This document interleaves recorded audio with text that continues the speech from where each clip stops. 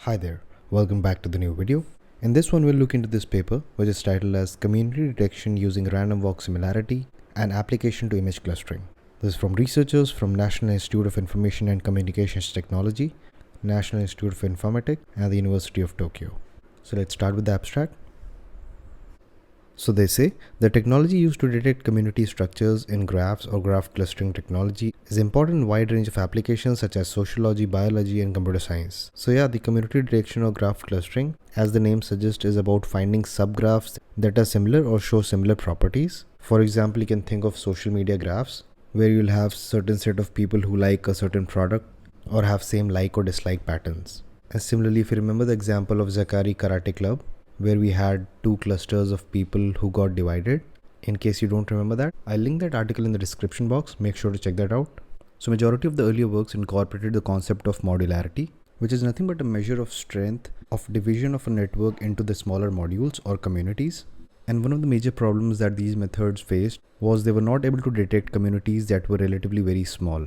So this work proposes a random walk similarity based community detection method that overcomes this limitation. And authors also extend their work and go ahead and show the application of their work for the task of image clustering for the images obtained from Flickr. Let's move forward and see all of these things in detail. So let's consider this image of a connected component. So a connected component is nothing but a subgraph where any of the two vertices in the graph are connected to each other by some path. So as we can visually see, there are two clusters that we have, and all of the elements of cluster 1 are labeled as subject 1. Whereas for the second cluster, they are labeled as subject 2. And the directed connections that you see are based on certain logic, which in social media graph could be who sent a friend request to whom, or in case of text similarity or image similarity, you can use certain kind of similarity measure. In this paper, when they talk about doing the image clustering part, they use the similarity of SIFT key points, where SIFT stands for Scale Invariant Feature Transform, that is usually used to locate local features in any image. So let's say if you have an image of a house, and you kind of rotate it by 90 degree. So even though the surrounding feature and everything has changed, the feature of this point with respect to all other points still remains intact. So this paper I think was released somewhere around 2018. Now you can also think about using a pre-trained CNN model and getting a feature vector and then doing a cosine similarity between two images. If that's above certain threshold, you add this link. Or instead you can also go about making a weighted link that gives a score of similarity between two images. This is what they call as match graph. So this is labeled as a mismatch because this is where both of the communities get bifurcated. So the algorithm that the authors essentially propose is that if you start a random walker object from any image or any element in a graph for a certain length and you do it n number of times, the chances are very high that the vector that you get for any other random walker object, let's say this one, would be more or less similar compared to if you start a random walker object that lies in a different community altogether. The path that the random walker object would traverse starting from this node would have been quite different if it would have started its random walk from this point or this point, let's say.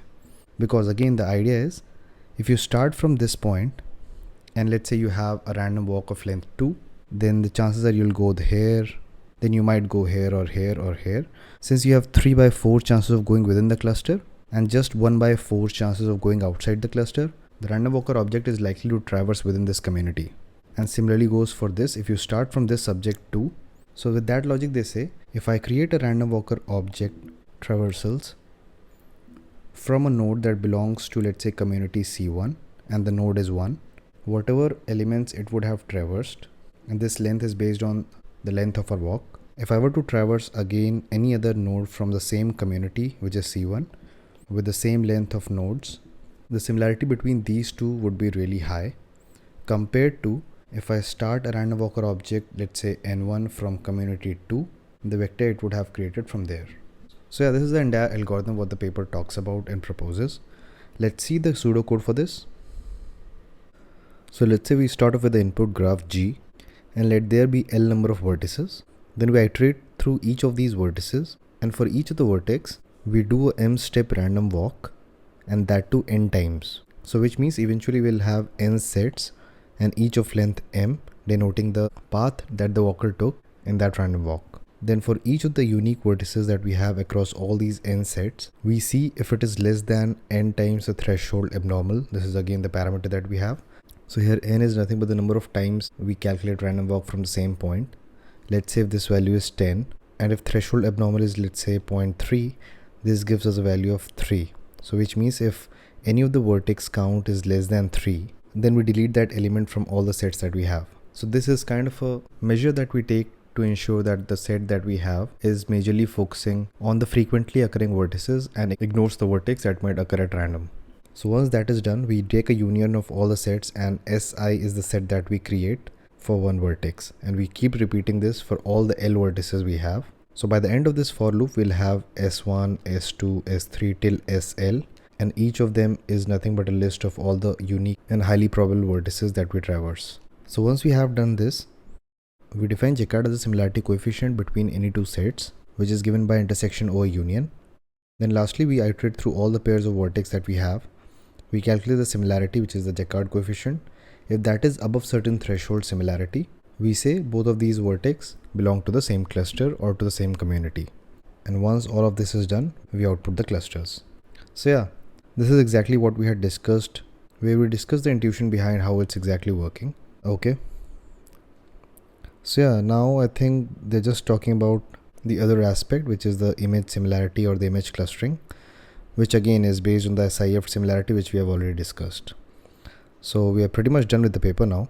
So if you like such content, make sure to hit that like button and subscribe to the channel. Also share it across with your friends to whosoever is interested in such content. I'll meet you in the next one.